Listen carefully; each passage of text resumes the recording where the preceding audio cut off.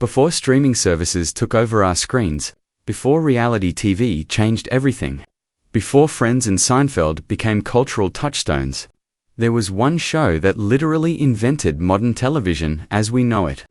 I Love Lucy was not just a sitcom. It was a revolution wrapped in polka dots and packed with laughter. You think you know everything about Lucy and Ricky and their classic antics, but behind the scenes of that iconic laugh track were secrets that would shock even the biggest fans. Some of these facts are hilarious, some are touching, and some are downright bizarre. What you are about to discover will change how you watch those classic episodes forever. Before we dive into video, please subscribe our channel, so buckle up and get ready for a wild ride through television history. We are about to pull back the curtain on one of the most beloved shows ever created. These are not the usual trivia tidbits you have heard 1,000 times. These are the weird and wonderful secrets that most people never knew. So grab your seat and get comfortable. Here are 10 weird facts about I Love Lucy that will blow your mind. Number 1. Lucy and Desi were actually saving their marriage. You probably thought Lucy and Ricky Ricardo were just fictional characters, right? Here is the twist. Lucille Ball and Desi Arnaz were really married in real life. But here is what almost nobody knows. Their marriage was falling apart when they created the show. They were actually on the verge of divorce. The studio executives did not want them working together. They thought it would be a disaster. But Lucy had a brilliant idea. She figured that if they worked together every day, they might save their relationship. Can you imagine using a television show as marriage counseling? The network fought against casting Desi as her husband. They said American audiences would never accept a Cuban bandleader married to an all-American redhead. Lucy refused to do the show without him.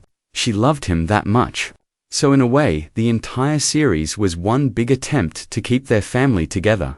It worked for a while too. They stayed married for the entire run of the show. But the sad truth is, they divorced just 2 years after I Love Lucy ended. Still, those 6 years gave us television gold and gave them precious time together. Number 2. The show invented the rerun. Before I Love Lucy, nobody really thought about showing episodes more than once. Television was live back then. Once a show aired, it was gone forever like a stage play. But Desi Arnaz was not just a talented performer. He was a genius businessman. He insisted on filming the show instead of broadcasting it live. The network thought he was crazy. Film was expensive. Live television was cheap. But Desi had a vision. He wanted to own the episodes. He wanted to be able to show them again. The network finally agreed, but only if Lucy and Desi took a pay cut to cover the costs. They agreed to earn less money per episode in exchange for ownership. That decision made them millionaires. Because guess what happened next? The network realized they could show the episodes again during summer break. The rerun was born. Suddenly, television shows had a second life. Then a third life. Then syndication became a thing. Today you can watch I Love Lucy anytime you want because of that one bold decision. Desi basically invented residuals and syndication and the entire model of modern television economics. Not bad for a guy the network did not even want to hire. Number 3. Lucy was actually pregnant, but could not say the word. Everyone knows that Lucille Ball got pregnant during the second season of the show. The producers did a groundbreaking thing by writing her real pregnancy into the storyline. But here is the weird part that most people do not know. CBS would not let them use the word pregnant on television. Can you believe that? The word pregnant was considered too vulgar for 1950s audiences. Instead, they had to say Lucy was expecting. They called her enceinte, which is French for pregnant. They used every euphemism you can imagine. A priest and a minister and a rabbi all reviewed the scripts to make sure nothing was offensive. They treated a natural biological function like it was some kind of scandal. But here is what makes it even stranger. More people watched Lucy give birth on television than watched the presidential inauguration. When little Ricky was born on the show, it happened on the same day Lucille Ball gave birth to her real son, Desi Arnaz Jr. The episode got 44 million viewers. That was 72% of all American households with televisions. The next day, headlines announced the birth, before they announced that Eisenhower had been inaugurated as president. A television show had become more important than politics, all because of a pregnancy they could not even name properly. Number 4. The chocolate factory scene almost did not happen. You know that famous scene where Lucy and Ethel work at the chocolate factory? The one where the conveyor belt goes faster and faster. The one where Lucy starts shoving chocolates in her mouth and down her shirt. That scene is probably the most iconic moment in television history. But it almost got cut from the show. The writers thought it was too silly. They worried it would not be funny. Lucy herself was not sure about it. But here is what made it work. They hired a professional chocolate dipper named Amanda Milligan to teach them the proper technique. Then they reversed it and made everything go wrong. The actress playing the supervisor was told to be as stern as possible. They did multiple takes because Lucy and Vivian Vance kept laughing. The director finally got one good take where they held it together. When it aired, audiences went absolutely wild. That one scene defined physical comedy for generations. Jim Carrey has said he studied that scene. Melissa McCarthy has called it the gold standard. Every comedian knows that chocolate factory scene. And it almost ended up on the cutting room floor. Sometimes the ideas that seem too silly turn out to be pure genius. Number 5. William Frawley and Vivian Vance hated each other. Fred and Ethel Mertz were the perfect married couple on screen. They bickered, but you could tell they loved each other. Off screen, it was a completely different story. William Frawley and Vivian Vance could not stand each other. Like really, truly despised one another. Frawley was 22 years older than Vance. He thought she was too young and too attractive to play his wife. He made jokes about it constantly. Vance thought Frawley was a grumpy old man. She hated that the show made her look frumpy to match his age. The producers put her in shapeless house dresses. They told her to gain weight. All so she would look like a realistic wife for Fred. Vance resented every minute of it. Between takes, Frawley and Vance would not speak to each other. They never socialized off-set. Not even once in 6 years. When the show ended, Vance made it clear she never wanted to work with him again. Years later, when Frawley died, Vance was asked to comment. She reportedly said she was relieved. That is how deep the animosity ran. But you would never know it from watching them on screen. They were total professionals. Their chemistry seemed absolutely real. It just proves that great acting can overcome personal feelings. Sometimes the best on-screen partnerships are built on off-screen tension. Number 6. The show was filmed in front of a live audience using 3 cameras. This might not sound weird until you realize what it meant. Before I Love Lucy, nobody filmed sitcoms this way. Desi Arnaz invented the 3-camera setup that every sitcom still uses today. He wanted the energy of a live audience. He wanted real laughter, not a fake laugh track. But he also wanted the quality of film, not the graininess of So he figured out how to do both at the same time. He brought in cinematographer Carl Freund, who had shot Metropolis and Dracula. Together, they designed a system using 3 cameras simultaneously. One camera got wide shots, one got medium shots, one got close-ups. They could edit it all together later. The studio audience sat in bleachers and watched like it was a play. This had never been done before in television history. The technical challenges were enormous. The lighting had to work for all 3 cameras at once. The actors had to hit their marks perfectly, but it created something magical. That laughter you hear is real people really laughing. The energy is authentic. Every sitcom you have ever watched uses this same technique. Big Bang Theory, Modern Family, The Conners, all of them owe their format to what Desi created. He literally wrote the playbook for situation comedy production. Number 7. Lucy was once accused of being a communist. Here is one of the darkest and weirdest facts about the show. In 1953, right at the height of their popularity, Lucille Ball was accused of being a communist. This was during the McCarthy era, when accusing someone of communism could destroy their career. The House Un-American Activities Committee called her in for questioning. The accusation was based on something she did in 1936. She had registered as a communist. communist to please her socialist grandfather. She never actually joined the party or attended meetings. It was just a registration card.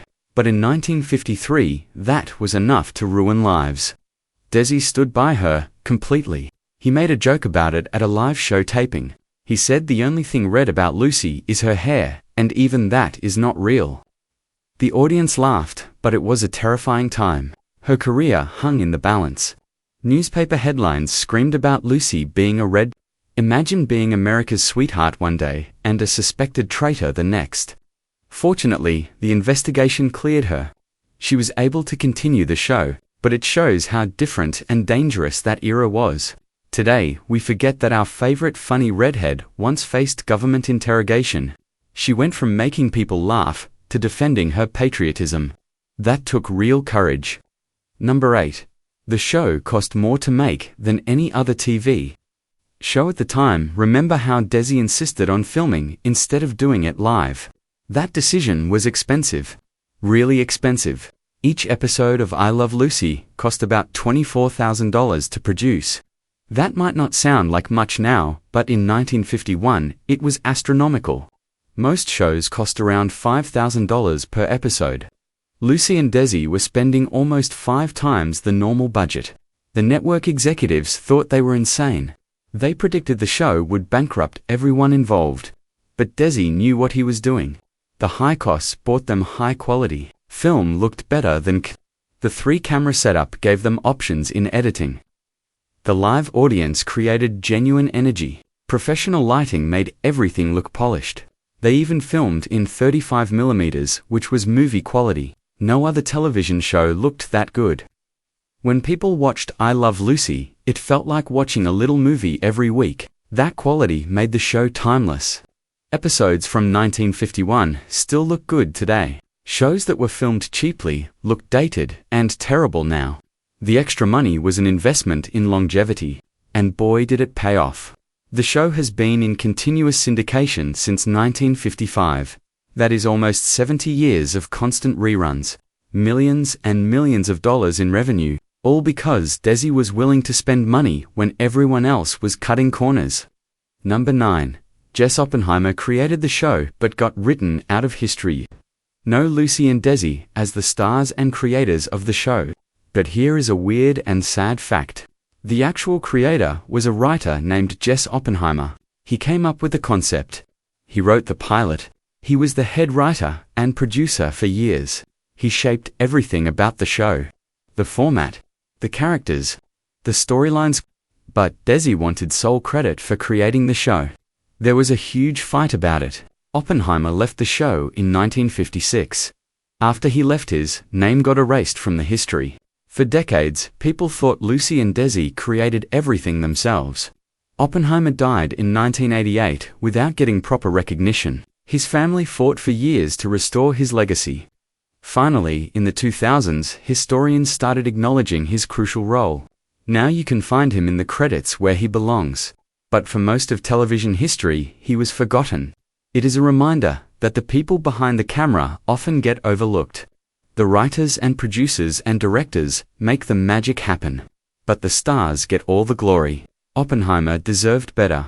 He helped create one of the most important shows in television history. And most people still have never heard his name. That is the weird and unfair part of show business. Number 10. The show was almost called The Lucille Ball Show. Here is the final weird fact, and it might be the most important. The show was almost called something completely different. Originally, it was going to be The Lucille Ball Show. Simple, straightforward, all about the star. But Desi pushed back hard. He wanted it to be about their characters, not just about Lucy, the actress. He wanted it to feel like a story about real people. The network did not like I Love Lucy as a title. They thought it was too simple and too corny.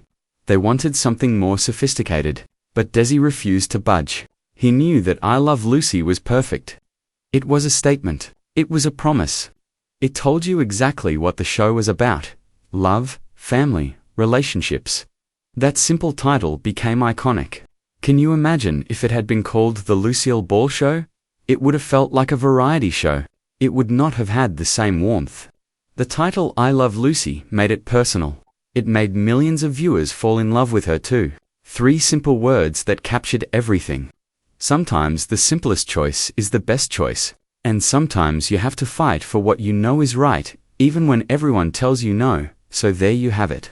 10 weird facts about I Love Lucy that most people never knew. From marriage counseling disguised as a sitcom to the invention of the rerun. From a pregnancy that could not speak its name to a chocolate factory scene that almost got cut. From co-stars who hated each other to a 3-camera revolution. From communist accusations to astronomical budgets. From forgotten creators to a perfect 3-word title. These stories remind us that nothing great comes easy. Lucy and Desi fought for their vision when everyone said it would not work. They took pay cuts to own their work. They spent more money than anyone thought was reasonable. They pushed boundaries about pregnancy on television. They created techniques that changed the industry forever. So the next time you see that heart logo and hear that iconic theme song, remember what you now know. Remember the fights and the struggles and the innovations. Remember that behind every laugh was hard work and bold decisions. Remember that Lucy and Desi bet everything on a vision that everyone said would fail. And most of all, remember that sometimes the best things in life come from taking risks for the people you love. That is what I Love Lucy really taught us. Not just how to make great television, but how to fight for what matters. Television, but how to fight for what matters.